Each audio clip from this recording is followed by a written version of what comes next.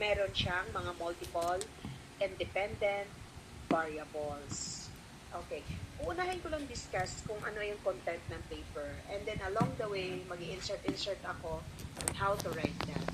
So, eto class, tandaan nyo ang tenor.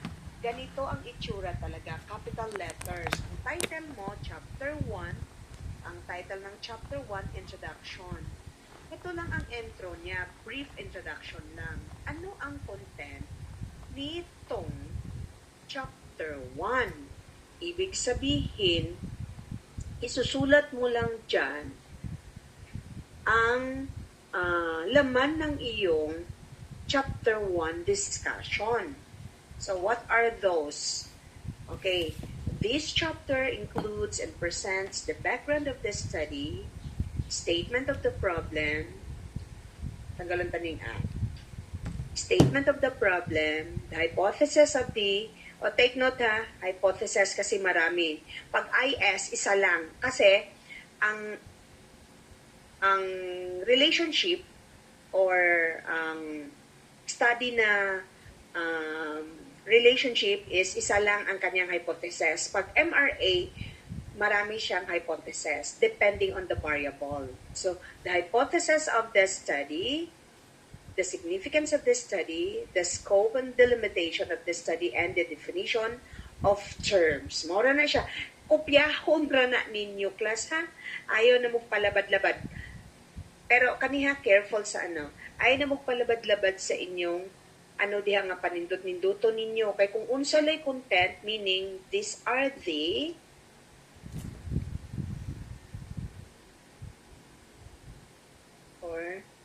these are the subtopics, no? Subtopics or sections. Sections of the manuscript. Yan siya. Tandaan nyo ha, yun lang. Makikita nyo man mamaya, i-observe nyo lang mamaya. Okay? Yung nakapula, yan ang binibigay kong comment or nilagay kong comment para hindi kayo mawala. No? So, background of the study. Pag ang background of the study, local ano talaga siya, ha? Setting. Discussion. Ayan, huwag kayong malito dyan. Local setting discussion siya. Paano? Kahil nga, di ba, ang title niya is Determinants of Intention to Use Digital Lending Apps. Mauma na iyahang, mauma na iyang title. Intention to Use Digital Lending Apps. So, ang kanyang discussion here is about digital lending applications in a local setting.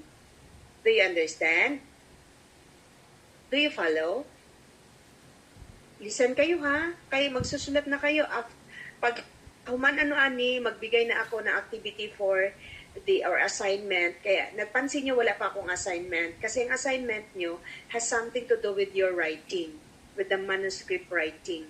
With the selection of the variables and the title. That's why wala ko. Dili ako mag-approve ng title not unless wala kayong readings from the articles. No? So, yan. So, as you can see there, ang discussion, digital lending applications have become a major financial innovation, providing fast and convenient access to credit through mobile platforms. So, meron siyang practices na pinresent. No? Dito. So, nag-present siya ng practices. Yan.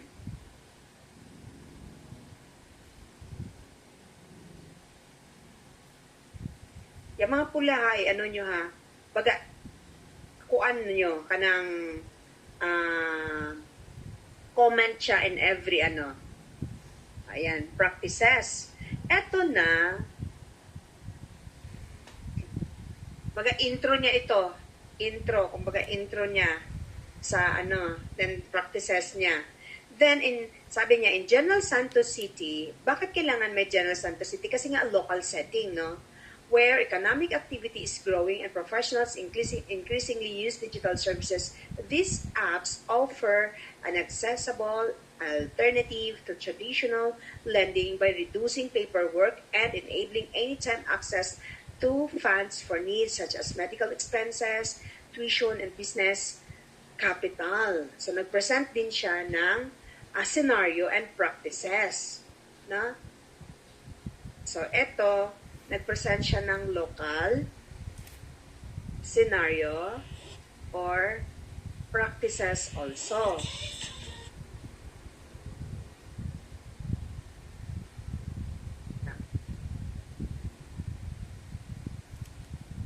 Ayan.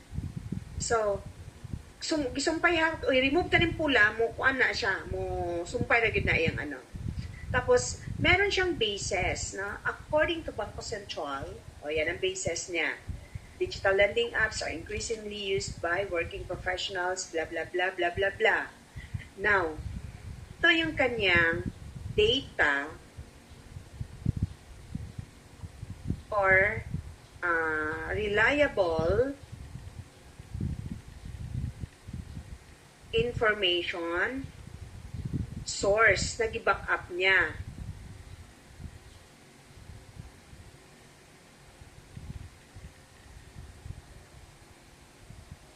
Ayan ang reliable data or information source niya. Kung saan, merong proof, no? Yan ang basis niya. Kay, magiging ano kasi yan, sa research class, kailangan may proof tayo. Kasi lalabas na chismis, hindi pwede rin na observation natin ang sasabihin natin dyan. Not unless kung observation ang study natin. Kaya ang study natin is quantitative. Now, despite, sabi niya sa despite, their convenience and accessibility, however, many professionals remain hesitant to use these platforms due to concerns about high interest risks and these situations highlights, ayan.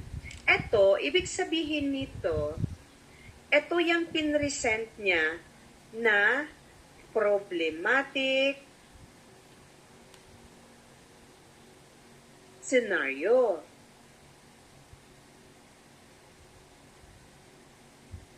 Kasi ito yung hahanapin ko sa discussion nyo na dapat, where is the problematic scenario? I-blow ko na lang ni para hindi kayo malibog. O, ayan. So, bakit ko siya hinighlight? Kasi ito yung concern, no? Na bisag nagagamit sila og digital lending apps, no? Daghan sa mga professionals. Bakit many professionals? Because the respondents are the professionals. Naman na, nakabutang man na sa title ang imuhang study and ang imuhang tawag nito, respondents and the local. Ito ang local ang place. Alam ko nakakaintindi kayo ito kasi galing kayo sa senior high, meron kayong research. Sino ba dito ang hindi nakapag-research ng senior high? Wala, di ba? Meron Ay, sorry class, naka-off pala aking camera. Hindi ko napansin. Okay, now. So, ito, naka-highlight siya dahil ito yung problematic scenario. So, sabi nung researcher, despite their convenience and accessibility, however, many professionals remain hesitant to use these platforms due to concerns about high interest rates, hidden fees, unclear repayment terms, and data privacy risks. Ko klaro, no? Klaro ang ilahang gina-present na or klaro ang gina-present ni researcher na mga problems na na-encounter ng mga professionals sa General Santos City. So sabi niya, dinagdagan niya, this situation highlights a critical issue. Although digital lending apps aim to enhance financial inclusion, their adoption among professionals remains uneven, raising important questions about the determinants that shape users' intention to use. Ayan. Sa background pa lang yan. No? Ganun lang kasimple. And then, please do not make it a very long, no? So, one paragraph lang talaga background. Butang ko diha ha, Bisaya na nako na, Tagalogo na nako na. Ayan. Ha? Isa lagid na siya ka paragraph niya. Di na siya taas kaayo, dapat di na siya makaubos og isa ka page. Sunod, eto, international na naman tayo na scenario, na setting.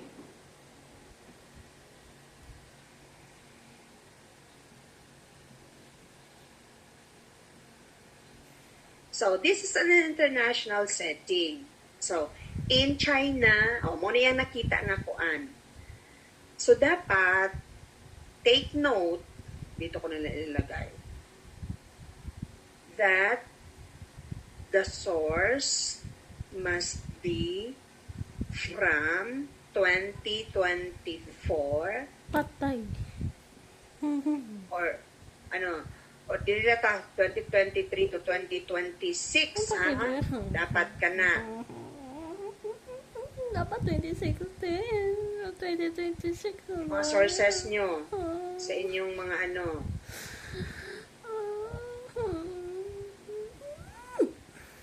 Okay. Okay. So, sabi niya in China yung nakitaan, digital lending continues to expand rapidly as part of financial technology, influencing borrowing patterns and consumer behavior. So the adoption of mobile lending platform is largely driven by digital literacy, perceived value, and trust. Okay? So, asa man ni siya gikan? So, pwede man ni siya nato makuha dito sa inyong mga literature readings, sa mga studies, doon sa related studies. Kaya maghahanap man kayo, magbabasa man kayo, bago kayo makapagbigay sa akin ng variables nyo and the title na ma-approve natin, na i-finalize.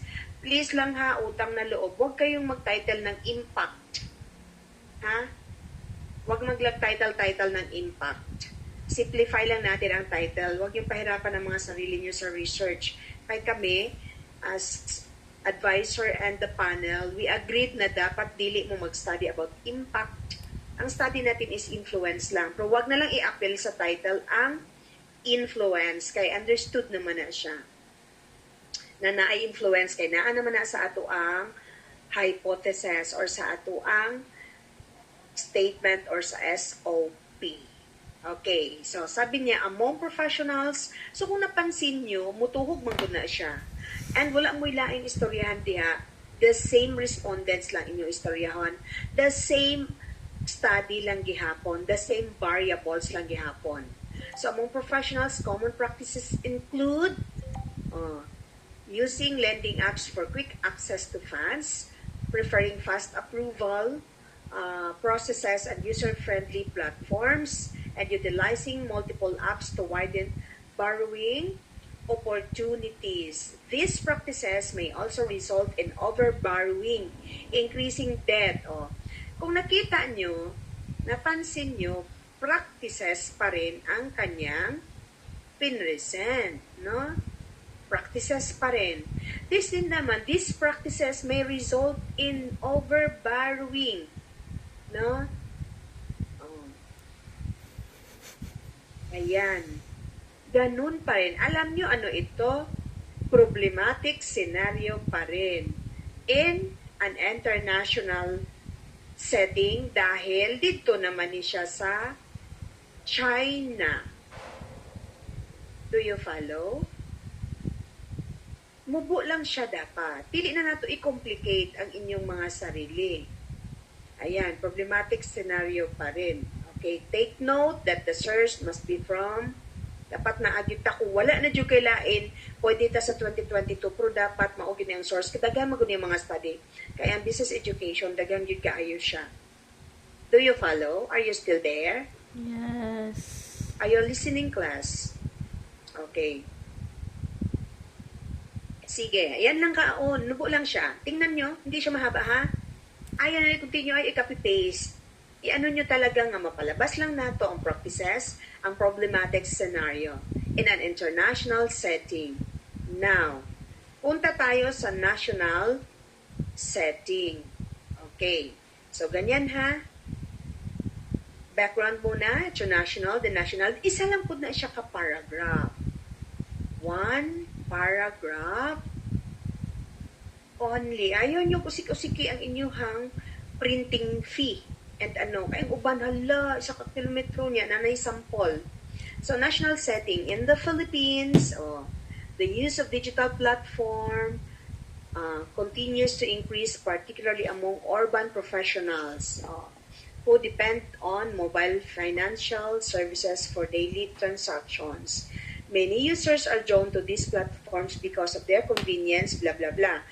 Practices pa rin.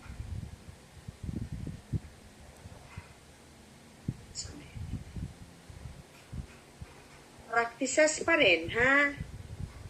Ayan.